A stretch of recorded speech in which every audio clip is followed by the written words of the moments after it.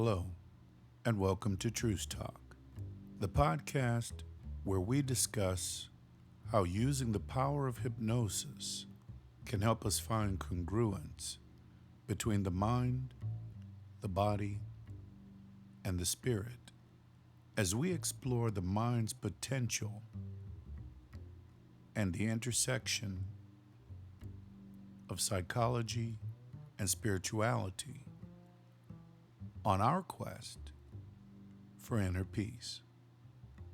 I'm your host, Lindsay, a certified clinical hypnotherapist, and welcome to Season 3, The Power of Speech and Hypnosis. Now, take in a deep and slow breath. In through your nose, filling your belly, your rib cage, and your chest. And as you slowly exhale through your mouth, letting your chest go down, and then your rib cage go down,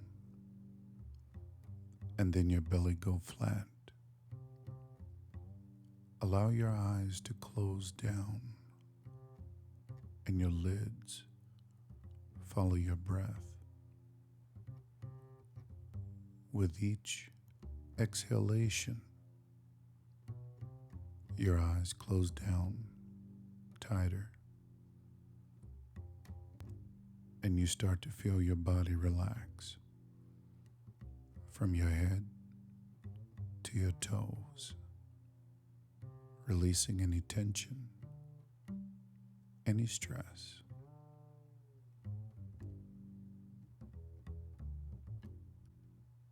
Now, imagine you're tuning in to the TRUCETALK Hypnosis podcast, being broadcasted live from the Grand Auditorium.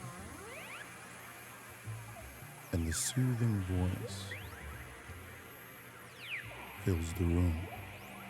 The topic of the season is the art of communication and the power of speeches. And he's about to take you on a hypnotic journey through the use of literary devices in famous speeches. Let's dive in. Hello everyone. Thank you. I'm Lindsay, your certified clinical hypnotherapist. Now, as you settle in comfortably, drifting in the cadence of my words,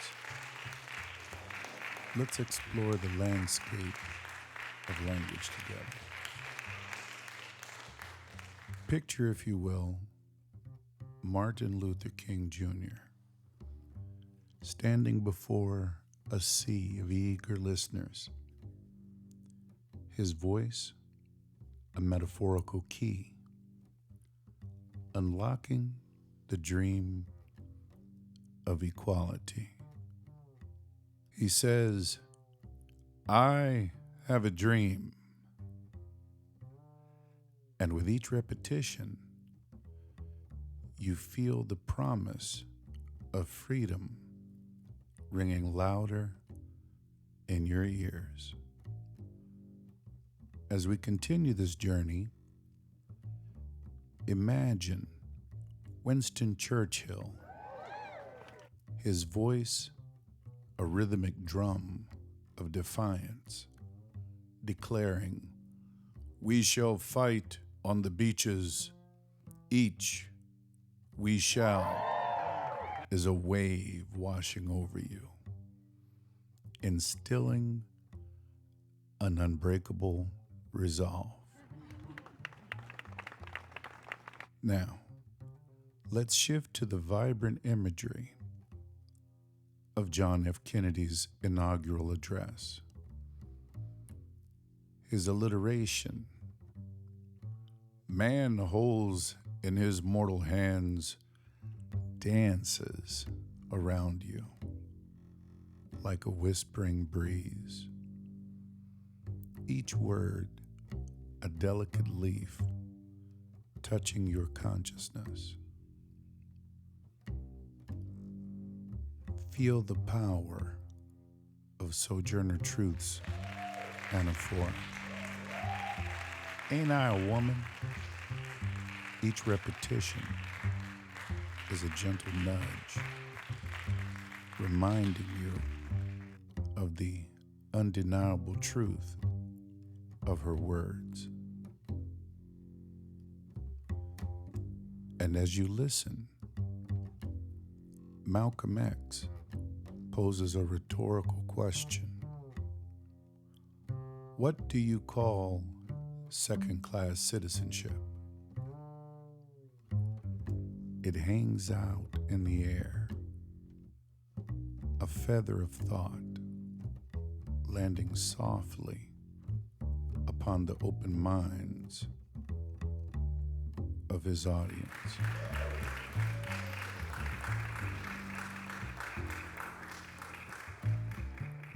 With each example, you find yourself more and more relaxed. Your mind opening like a book. Each page, a new understanding of the English language and the art of communication. And as you drift further into this state of awareness, you can't help but smile at the beauty and the power of words, humorously comprehending their proper use. So as my voice fades, carry this feeling with you, the knowledge that language is not just a tool, but an orchestra of ideas. And you, my friend, are the conductor.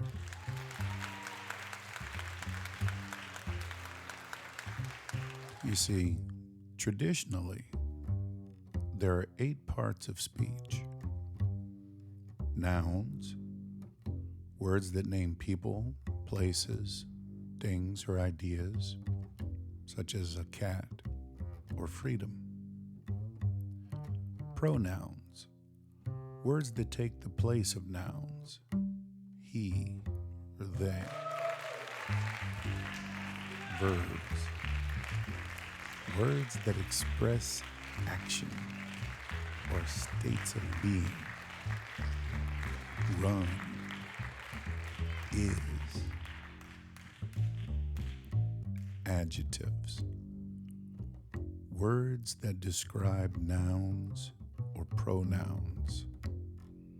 Happy, large. Adverbs, words that modify verbs, adjectives, and other adverbs. Quickly, very. Prepositions, words that show relationships between nouns or pronouns and other words in a sentence. In, on. Conjunctions, words that connect words, phrases, or clauses. And, but. Interjections, words that express emotion or surprise. Oh, wow. Now that you have a working list, let's move on to those literary devices, such as metaphors. figure of speech that directly compares two unlike things without using like or as. Time is a thief. Simile. Similar to a metaphor, but uses like or as to make the comparison. Her smile was as bright as the sun. Personification. Giving human characteristics to non-human things. The wind whispered through the trees. And something you've been hearing quite frequently lately in the news media. Hyperbole. Exaggerated statements not meant to be taken literally.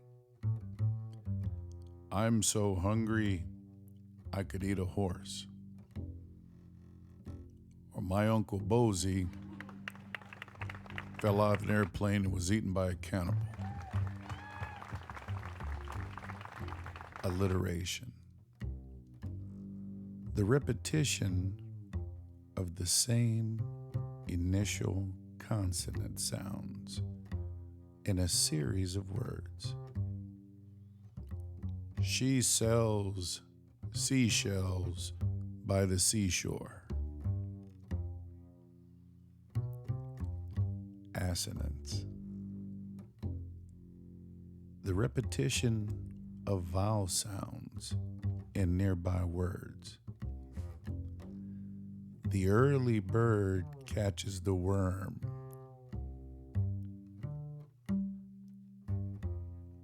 And the onomatopoeia.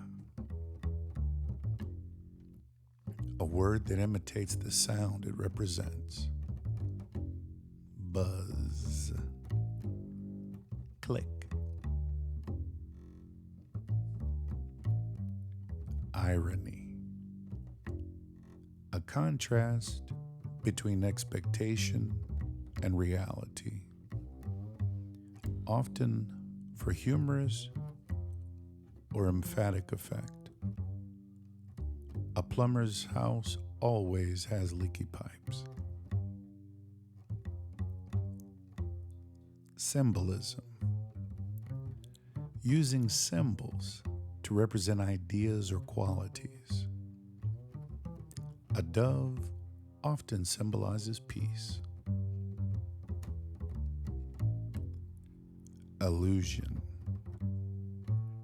A brief and indirect reference to a person, place, thing, or idea of historical, cultural, literary, or political significance.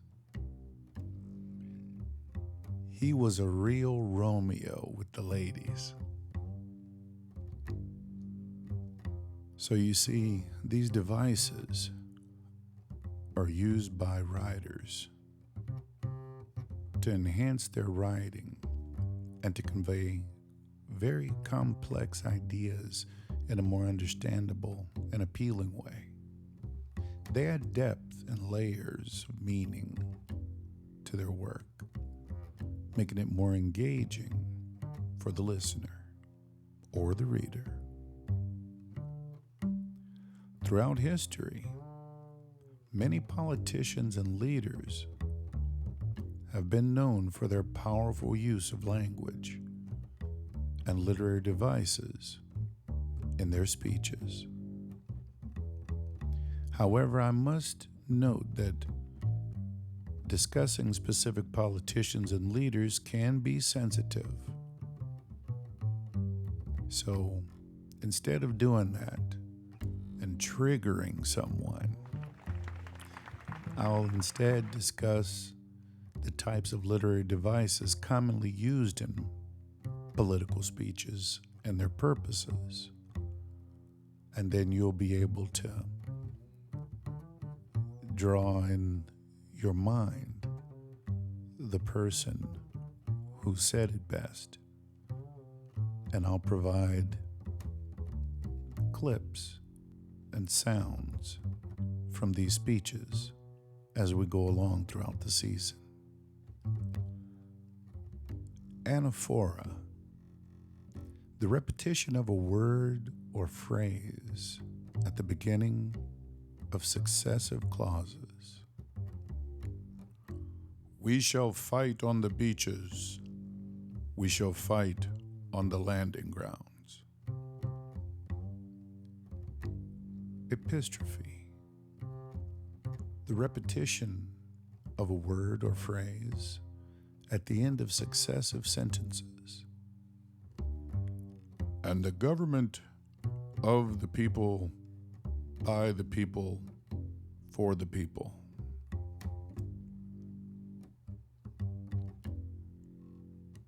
Tricolon, a series of 3 parallel words, phrases, or clauses. Government of the people, by the people, for the people. Antithesis, juxtaposing 2 contrasting ideas in close proximity. Ask not what your country can do for you. Ask what you can do for your country. Pathos, an appeal to the audience's emotions. Logos, logical arguments or reasoning.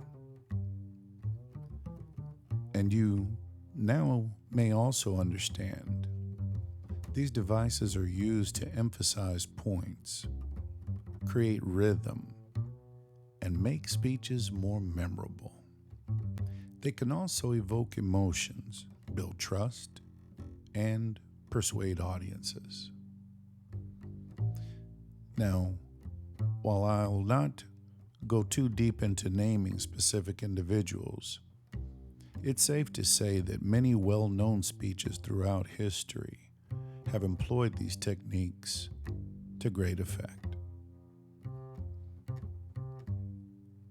If you're interested in going deeper into speeches of historical figures, I recommend you looking into famous speeches and analyzing the literary devices used in them. This will provide you a little bit more insight into how these figures communicated their messages and influenced their audiences throughout history. And that's because analyzing famous speeches is a fascinating study of rhetoric and hypnosis, the art of persuasion. Great speakers have used a variety of literary devices to communicate their messages effectively and leave lasting impact on their audiences and history. When it comes to metaphors, comparing 2 unlike things to add meaning, Martin Luther King Jr.'s I Have a Dream speech is a rich speech with metaphors, such as referring to the Declaration of Independence as a promissory note, which every American was to fall heir. Repetition, repeating words or phrases for emphasis. Winston Churchill's "We shall fight on the beaches" speech uses repetition with the phrase "we shall" to instill determination and resilience. Alliteration, the repetition of initial consonant sounds in close proximity. John F. Kennedy's inaugural speech.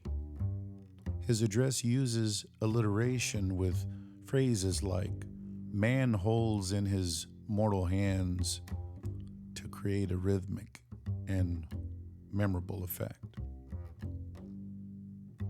Anaphora, the repetition of a word or phrase at the beginning of successive clauses.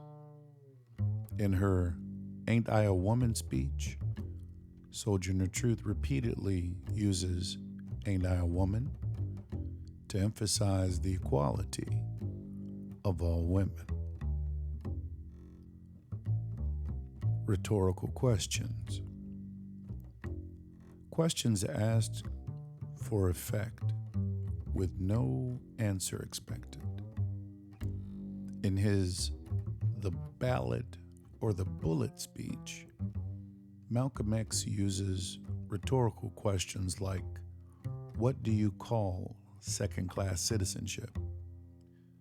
to provoke thought and highlight injustices. Imagery. Descriptive language that appeals to the senses.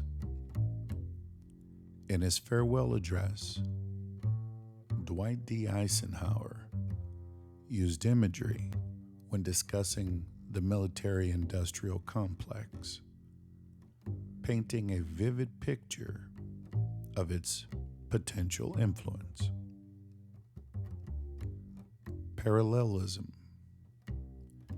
Using the same grammatical structure for similar ideas. Abraham Lincoln's Gettysburg Address uses parallelism in government of the people, by the people, for the people, to reinforce the concept of democracy. These devices, among others, are not just tools of language. They are the instruments of power that have shaped public opinion, policy, and the course of history. They allow speakers to connect with their audiences on an emotional level, create memorable phrases that resonate, and articulate visions that can inspire action and change. So when you're analyzing the upcoming speeches that I will play for you in subsequent episodes, consider the historical context, the audience's values and beliefs, and the speaker's objectives to fully appreciate the impact of these rhetorical strategies. So practice these breathing exercises. And as you remember to take in a deep and slow breath in through your nose, filling your belly, your rib cage, and your chest, and then slowly exhaling through your mouth, letting your chest go down, your rib cage go down, and your belly go flat. As each TRUCETALK Hypnosis podcast episode ends, you'll find that you're left with a newfound appreciation for the artistry of speech making and the hypnotic power of literary devices, and a chuckle at the playful seriousness of it all. You see, my approach doesn't only inform, but it also aims to entertain, leaving you, my dear listeners, with a memorable and educational experience. Thank you for tuning in to TRUCETALK Hypnosis. You can find us wherever you get your podcast. I'm Lindsay, your certified clinical hypnotherapist, and you can find us at www.coastalcounselingdestin.com. Until we meet again, take in a deep breath and relax.